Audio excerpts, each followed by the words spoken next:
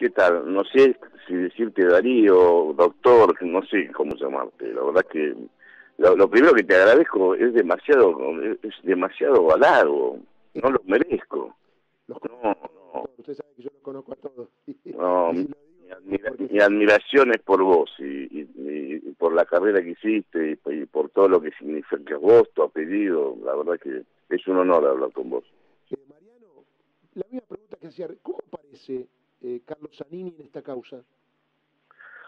Carlos Zanini, como bien dijiste, no estaba señalado ni por Nisman ni tampoco por Polichita. O sea, recordemos que hubo dos fiscales que intervinieron, que fue primero Nisman haciendo la denuncia y Polichita en esta segunda etapa. Polichita solamente hace una mención de que habría que investigar cuál fue la actividad que tuvo la Secretaría Legal y Técnica, pero no pide la indagatoria, nada. Y bueno, fue llamado a indagatoria por el doctor Bonadío. ¿Y qué le imputaron en esa indagatoria? Esa indagatoria le imputaron haber participado, digamos, en la redacción del memorándum de entendimiento con Irán. Le hicieron saber que había 145 pruebas en su contra, que pidió en ese momento saber cuáles eran. Cuando las vimos no eran pruebas en contra de él. El código, como bien sabés, y no quiero ser demasiado detallista de lo técnico para no confundir, el código dice que se le intima el hecho a la persona que está declarando y después se le hace saber cuáles son las pruebas que obran en su contra. ¿Sí? Claro. Ahora, la prueba que estaban numeradas 145, no eran pruebas en contra de Zanini, nada que ver, no tenía absolutamente nada que ver, que es uno de los planteos que voy a hacer el día lunes, que fuimos indagados por un hecho en donde nos hicieron saber que la prueba era hasta oficios que se le había cursado a Cancillería u otras dependencias. Es decir, no era prueba en contra de Zanini.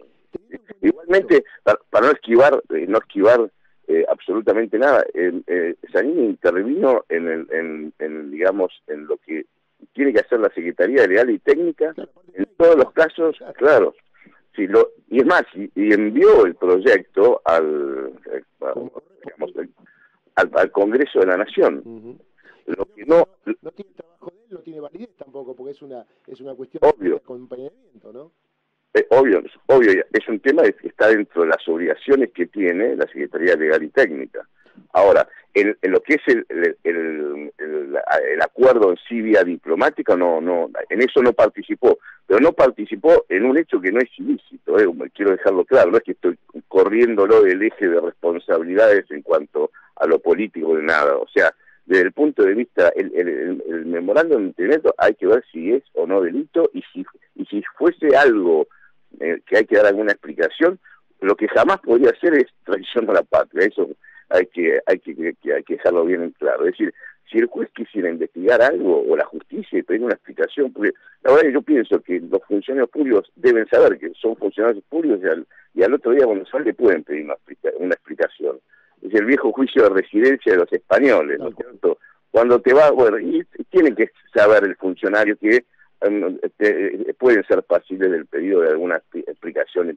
Y está bien que en muchos casos sea así. Ahora, lo que en este caso no es decir, para que se entienda, el delito de traición a la patria, primero que era una figura que se usaba mucho en el nazismo, ¿no es cierto?, para poder, inclusive en la vieja Inglaterra y demás, digamos, era un instrumento de presión y de eliminación del enemigo.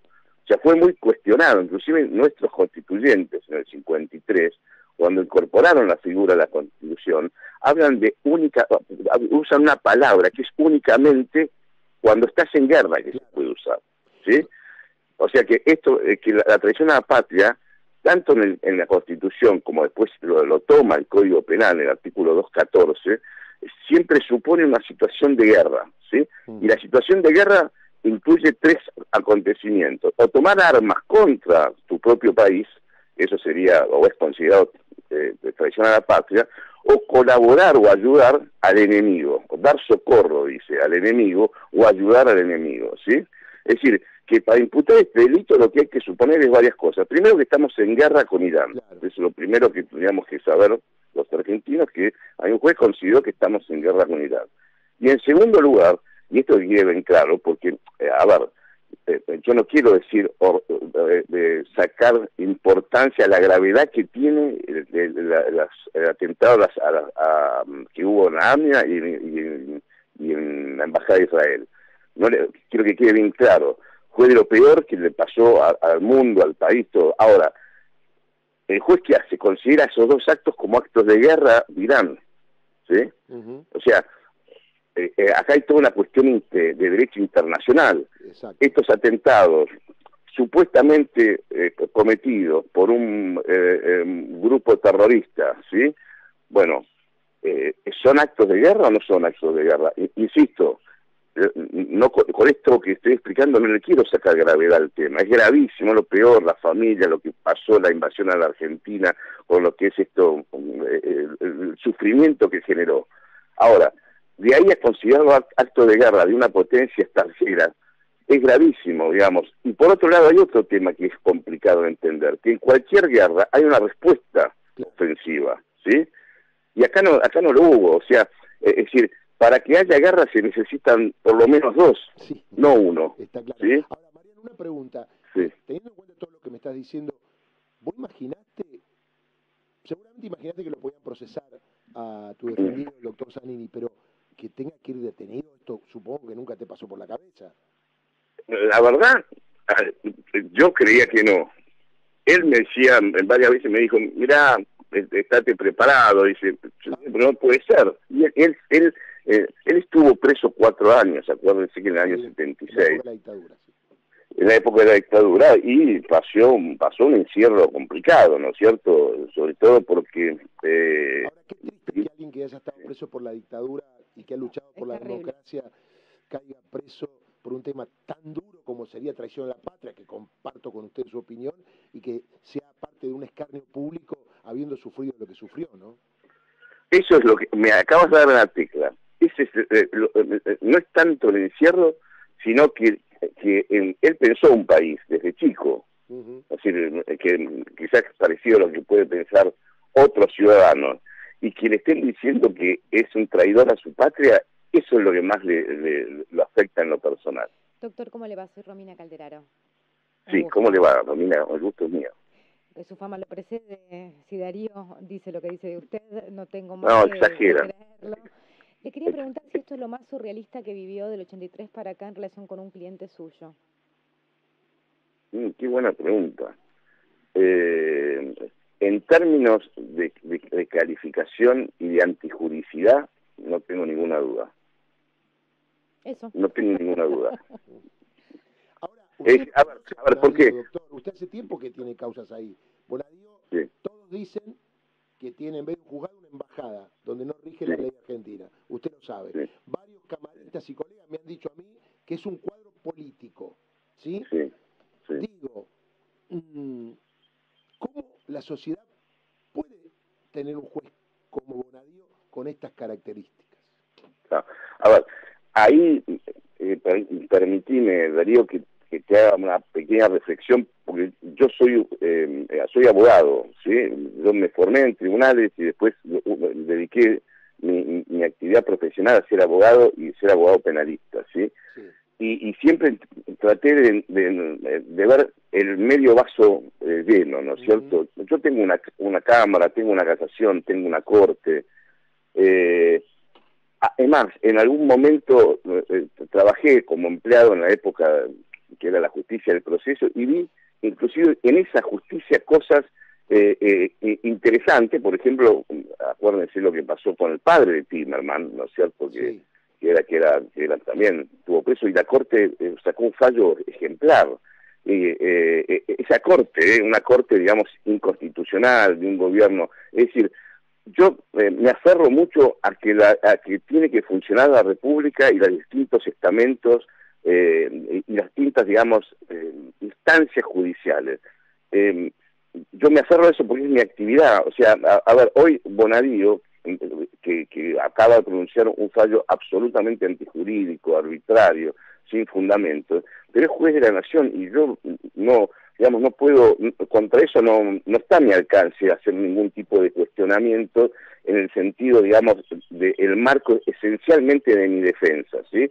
Esto, digamos, entiendo que corre por otros carriles. Yo tengo que ir a la Cámara, tengo que defender, tengo que hacer un buen alegato, y tengo esas instancias y tengo que transitarlas, porque si no, digamos, estaría alterando yo el Estado de Derecho, ¿sí? ¿Por qué lo digo? Porque en la causa hay otros imputados que pidieron en varias oportunidades la recusación de Bonadío, sí, en virtud de su animosidad respecto de algunas personas. Y sin embargo, la Cámara lo dejó ahí. Yo siempre dije que hubiese sido más prolijo que no sea Bonadío el que esté en esta causa, porque ya hubo enfrentamientos, la presidenta habló de él en un acto público, él habló de la presidenta en una declaración, y esto no garantiza un buen servicio de justicia. No sé si soy claro.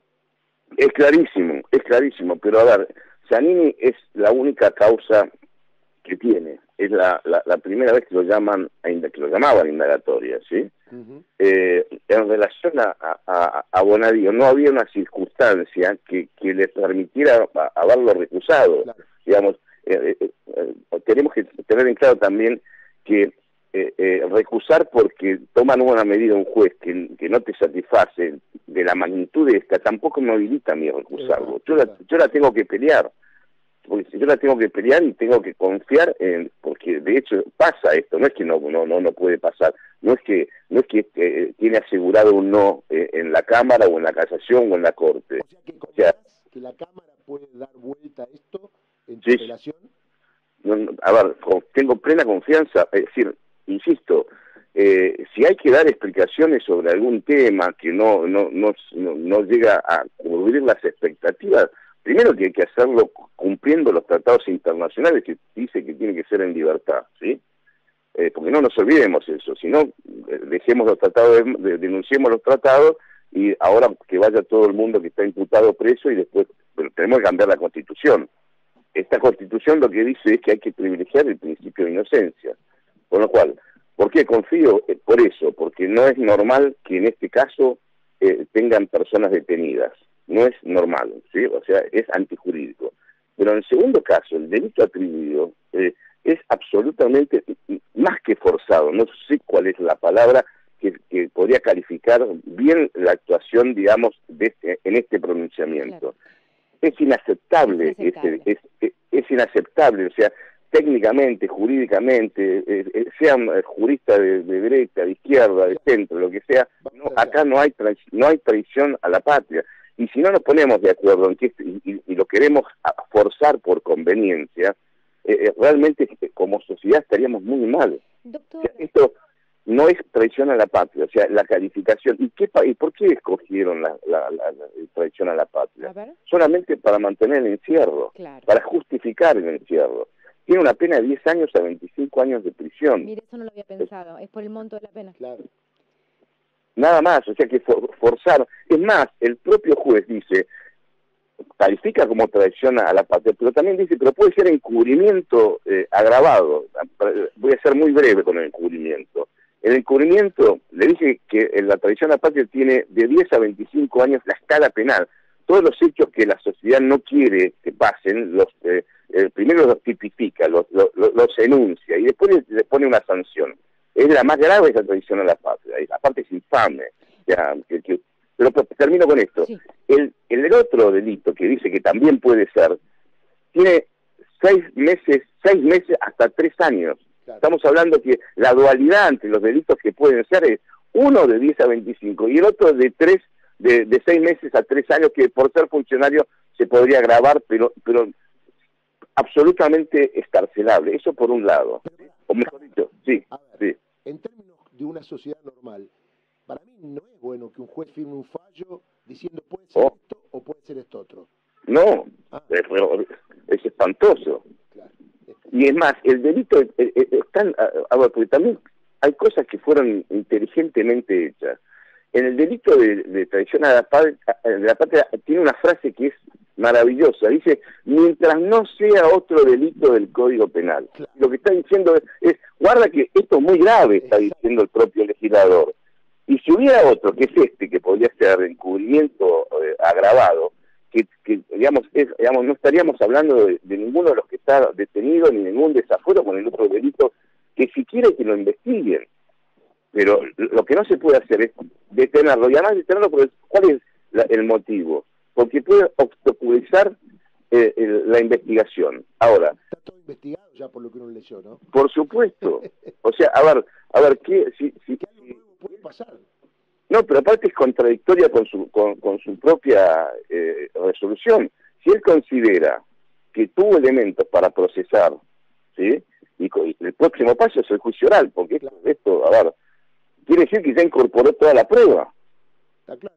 Sí. Entonces, si incorporó toda la prueba, ¿qué puede modificar cualquiera de los imputados? Nada. Hasta la Nación se da cuenta en tapa hoy de esta cuestión, ¿no? Y de que se están extralimitando. ¿Usted, discúlpeme la ignorancia, o alguien puede denunciar a Bonadío por prevaricato?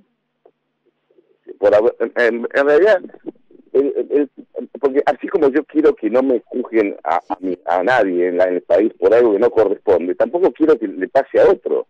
O sea, a ver, prevaricato, el error judicial, que es absolutamente revisable, más allá de la gravedad que en este caso tiene, porque tiene personas detenidas. Claro, no es delito el error, eso es lo que dice usted. No, y si nosotros convalidamos que cualquier error judicial es un delito, el país se desmorona. Claro. Sí. ¿Se entiende? Es decir, a ver, Rafeca se está defendiendo esto, está diciendo, mire, yo pensé que no es delito, ahora no me juzgue a mí por lo que yo hice. Claro, ¿pero esto le parece un error a usted?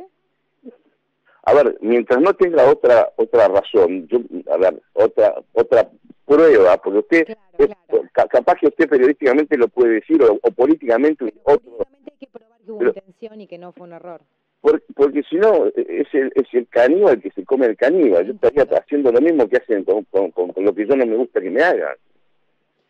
Doctor, tenemos la noticia, le agradezco, le mando un saludo y tengo entendido que no va a pedir la escarcelación, va primero para que le revoquen la prisión preventiva, ¿es así?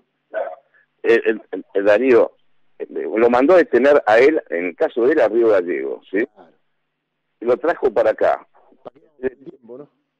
Yo lo que tengo que discutir es el procesamiento, porque el procesamiento es en donde está calificando un hecho mal calificado y en donde está diciendo tiene que quedar detenido. Con lo cual, presentar la escarcelación lo único que puede servir es para que los titulares de los diarios digan le negaron la escarcelación a Zanini. Ahora la última, Mariano, en la práctica judicial, cuando son exfuncionarios, antes de estos tiempos, el abogado iba con su cliente, declaraba, y en muchos casos los jueces federales le decían, mire, tráigalo porque la verdad va a quedar detenido, y muchos cumplían. Estas formas, este cambio en el proceder de algunos jueces, de ir a la madrugada, cuando alguien está derecho, si hubiesen ahorrado hasta el pasaje de aerolíneas, porque si lo citaban, vos lo presentabas el lunes, pero quedaba detenido. ¿Por qué está pasando esta mano militar en cuanto al proceder de los jueces en la forma, más allá de que el fondo después lo vamos a discutir?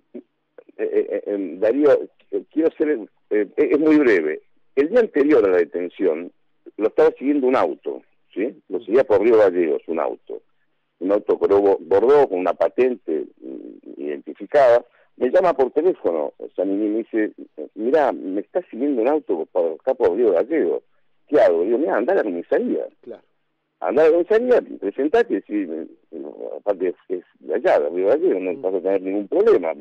Quizá cuando te vean vas a ser más popular que cualquier otro porque sos de ahí, te conocen. Bueno, fue y lo dijo, se presentó, le dijo, lo atendió, mire, tengo este problema. Ah, no, es nuestro, dijo, es de la Policía Federal el auto. Ajá. Ah, pero pasa algo, dice, esto fue el día anterior, lo dejo en claro, pero pasa algo, dice, no, estamos viendo, chequeando dónde vive usted, cuáles son sus movimientos, tenemos una orden judicial. Pero mire que si hay algún problema me quedo acá, me presento, no pesa ninguna restricción a la libertad. Bueno, eso fue el día anterior. Es normal.